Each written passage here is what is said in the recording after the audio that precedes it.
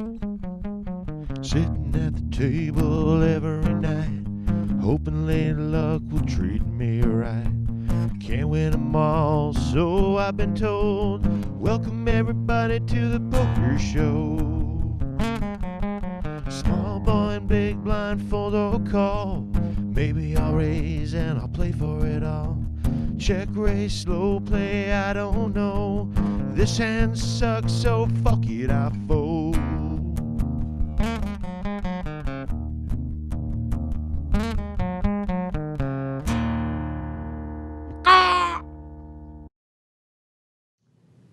Hi everybody, welcome back to another episode of Poker Talk. I'm your host, Paul Markham.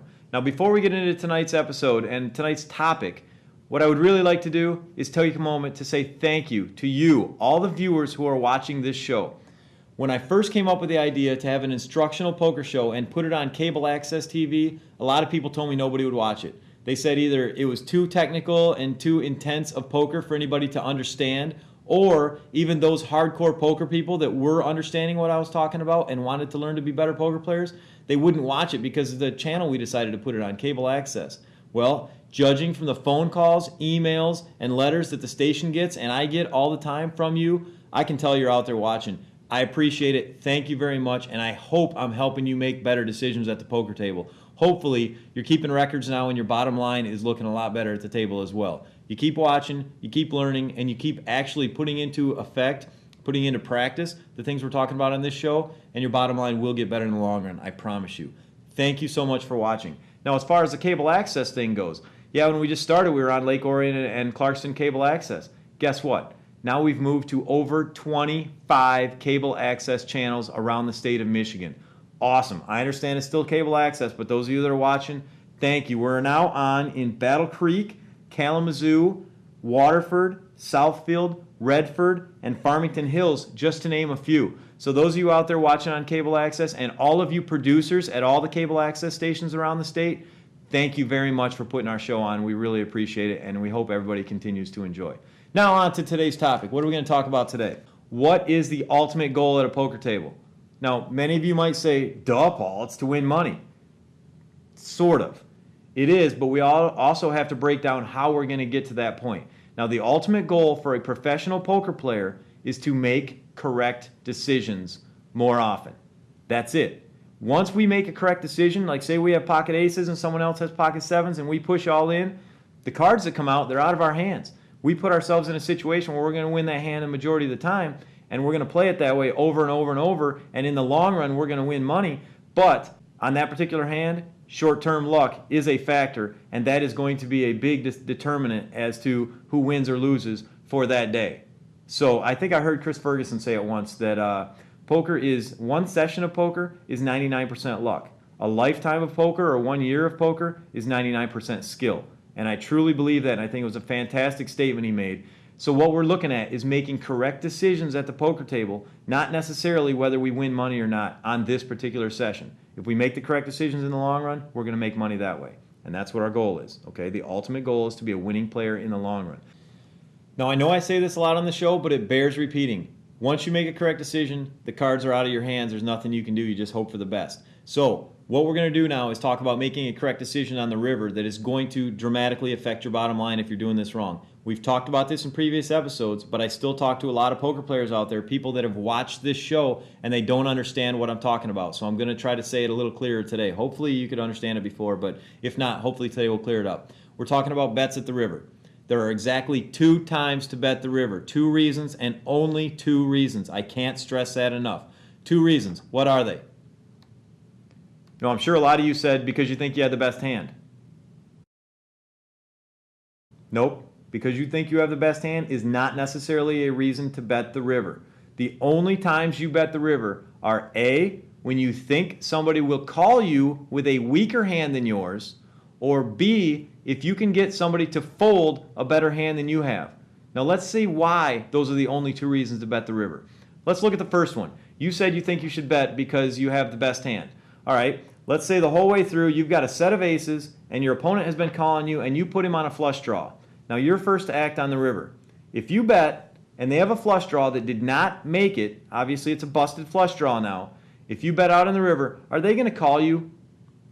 Absolutely not. There is no chance you've been betting the whole way and somebody with a busted flush draw is going to call you on the river thinking that they can win the hand. So did you earn any more money on that?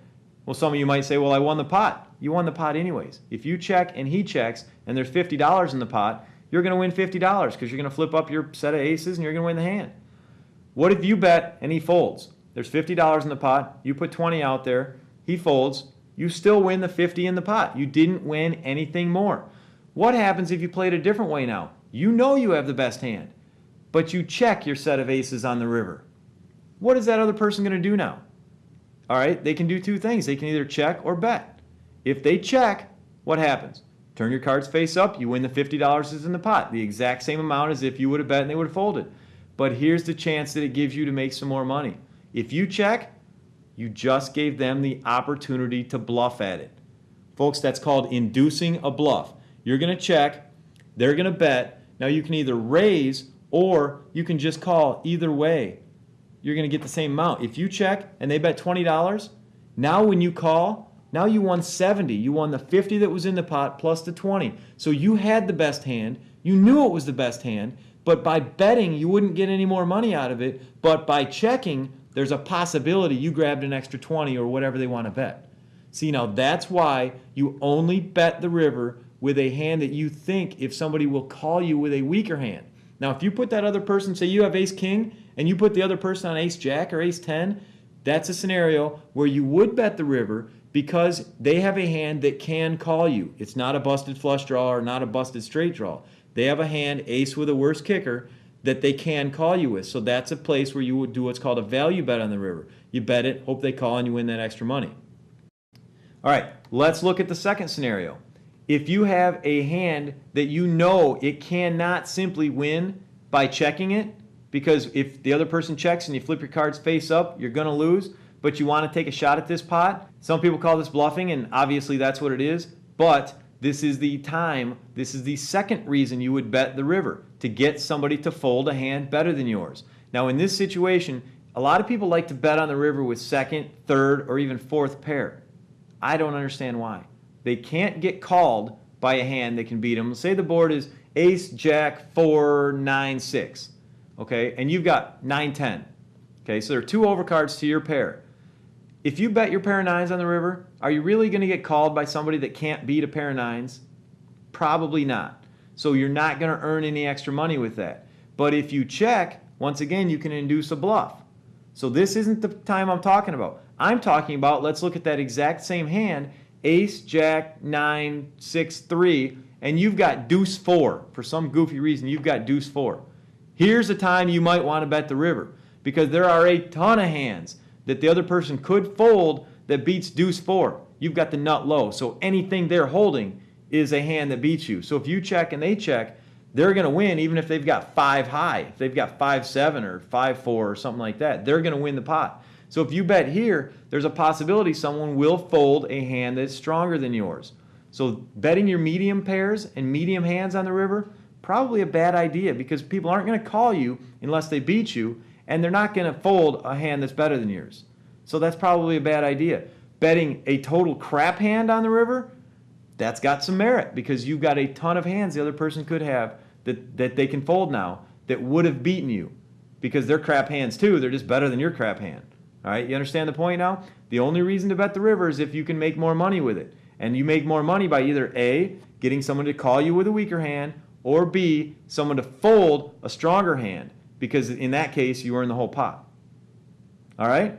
Hope everybody understands that. Hope it clears it up. Thank you again for all the phone calls and emails. We will keep churning out the shows. Hope you enjoy watching Poker Talk. Good night, everybody. Hey, what do you got? Hey, emails, and more emails. Same old stuff. How would you play this hand? What would you do in this situation? Bad beat stories, that kind of thing? Well, yeah, a lot of that, and there's also a bunch of emails from beginners, too. Beginners? Yeah, remember them? People who don't know as much about poker as you? Yeah, thanks a lot. What are they saying? A lot of things, but the general feeling is that, well, they like the show. But they feel intimidated. Intimidated? Mm-hmm. By Poker Talk? Oh, no, not by the show. They love the show. They love learning about poker, but they're intimidated by going into a public card room and playing poker. Let me see these. Are they all like this? The whole stack. Why, what are you thinking? Well, I'm wondering if we could add that as part of the show. Add what? Like a segment where we explain how things work in a public card room. You think that would help? Well, from what I'm reading, it doesn't look like these people are afraid of losing money. It just looks like they're afraid of feeling stupid. So what kind of things would you put in then? Just stuff about poker etiquette and rules and basically anything that would explain how it's going to be different in a public card room than the home games they're used to playing in their whole lives. Yeah, but I thought you wanted to instruct the advanced player. Well, I do, but I also want to promote poker in general. And if we can do something that's going to make beginners feel more comfortable about playing poker in a public room, and whether they're playing at the Parrot or not, that doesn't even matter. We're just promoting poker.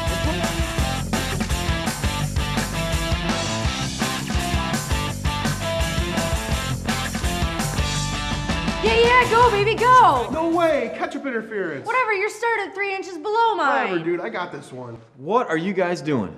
I'm kicking Tony's ass in some pickle races. I just won 3 in a row. Oh, she didn't. Is this seriously what I'm paying you for? For sure. It's a good job. Obviously, we need some more customers in here. I had an idea. Tell me what you guys think about this. What if I taught like some poker classes in here? You think that would help get more people through the doors? Definitely couldn't hurt.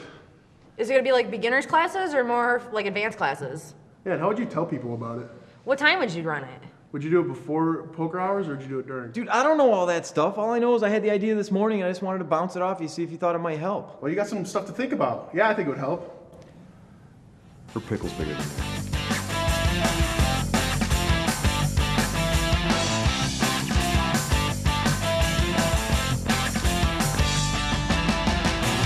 She practices driving fast, never takes her foot off the gas, and you know she scares me.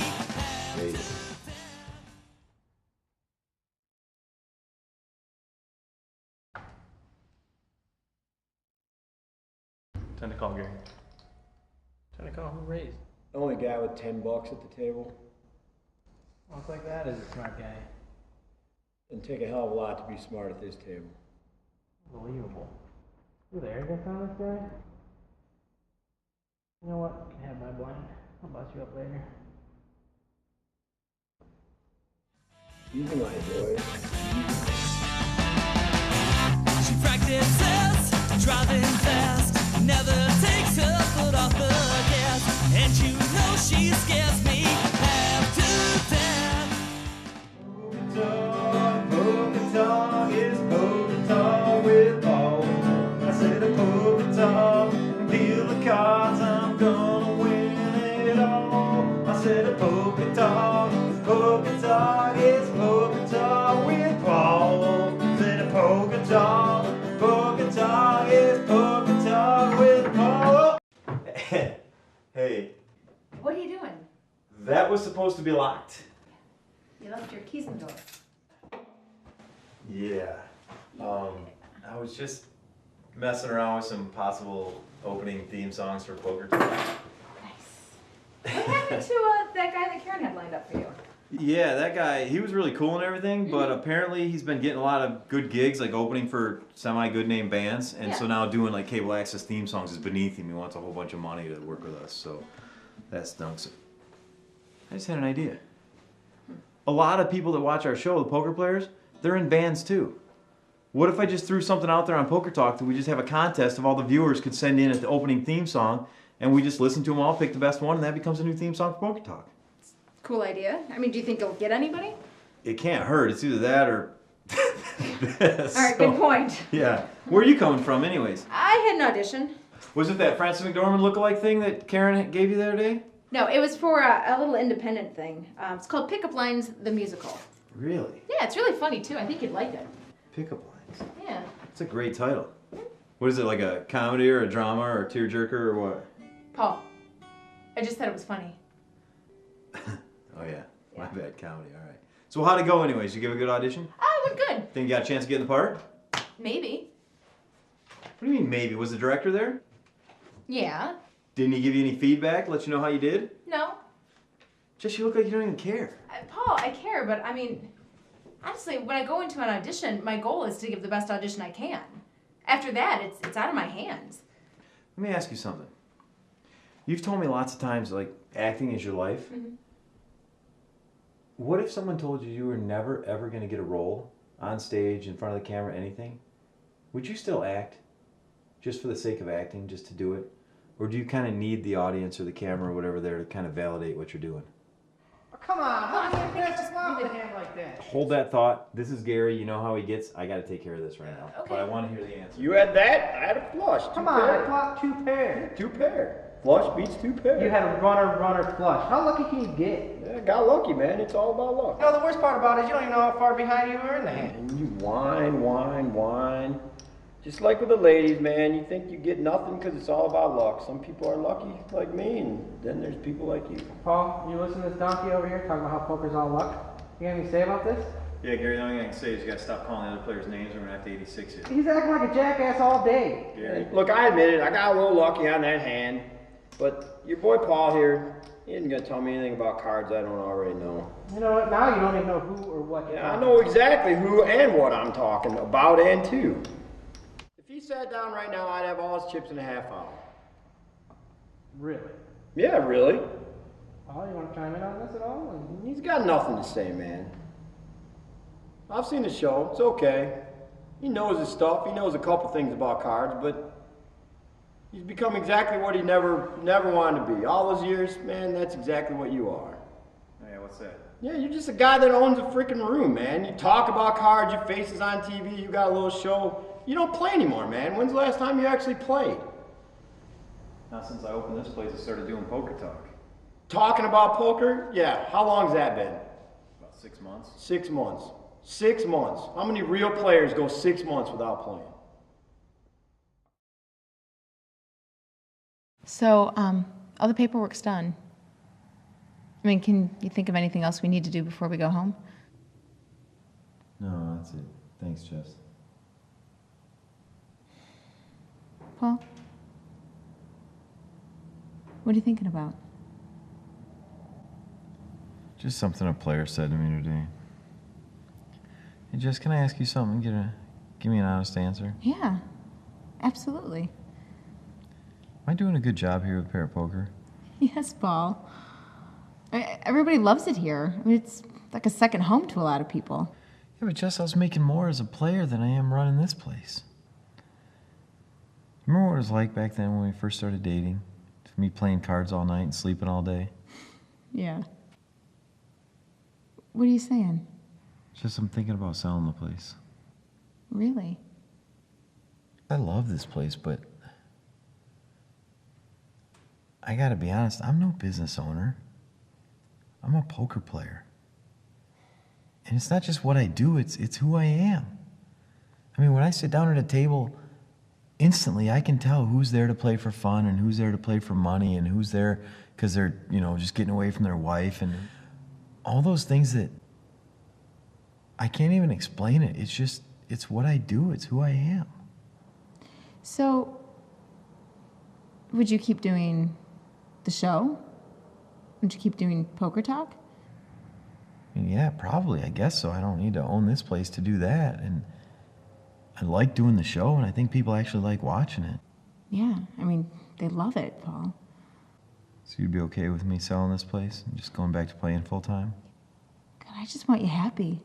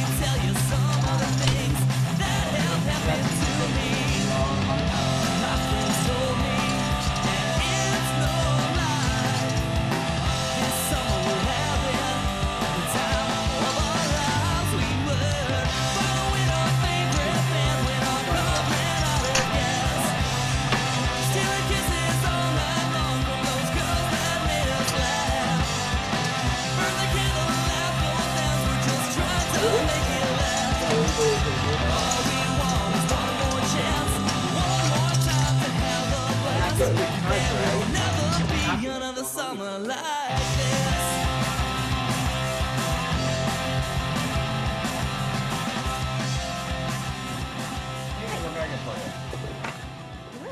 Judging by the way you look, I think there's a lot you can get for me. Why don't we start with a drink? Oh, I bet you say that to all the girls. Yeah, I say that to quite a few of them. So what are you really here for? Well, my name's Jessica, and I'm the manager at the Parrot Poker Club.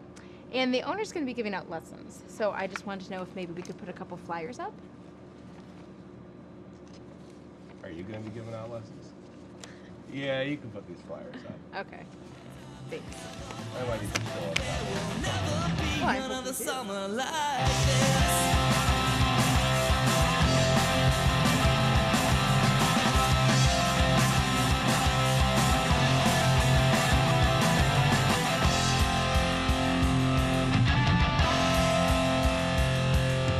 Hey, where did you go?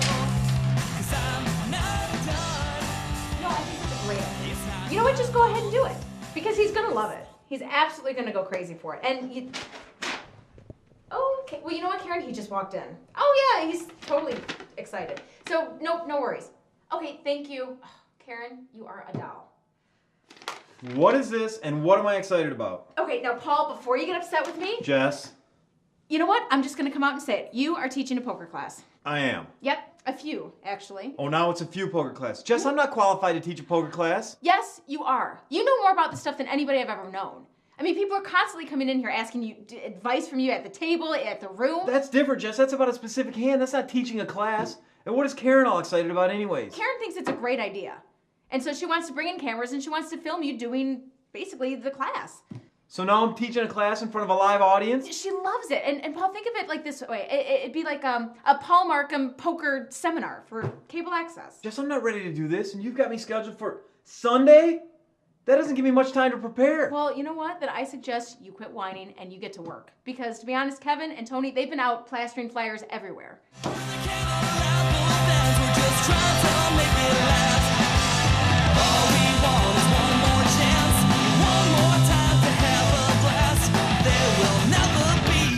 Summer like this. Another summer like this.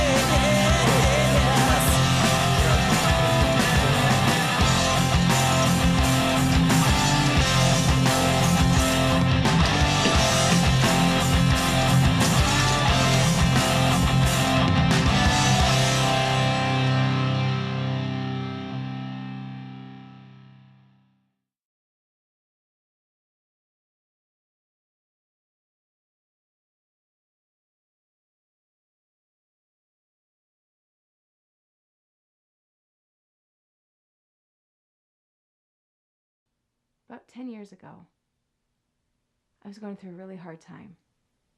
And we all do, but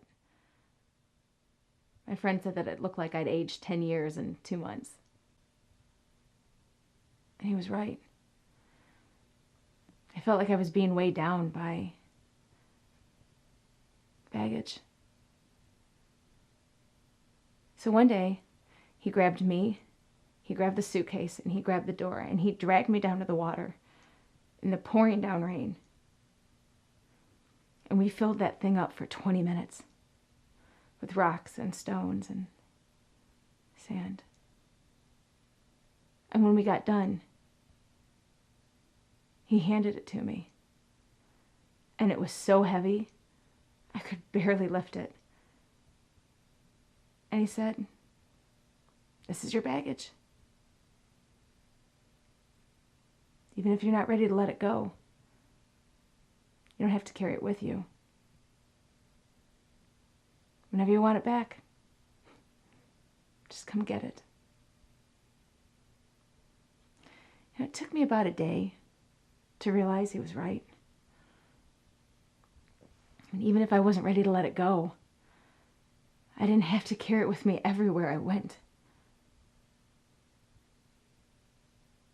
He kept it.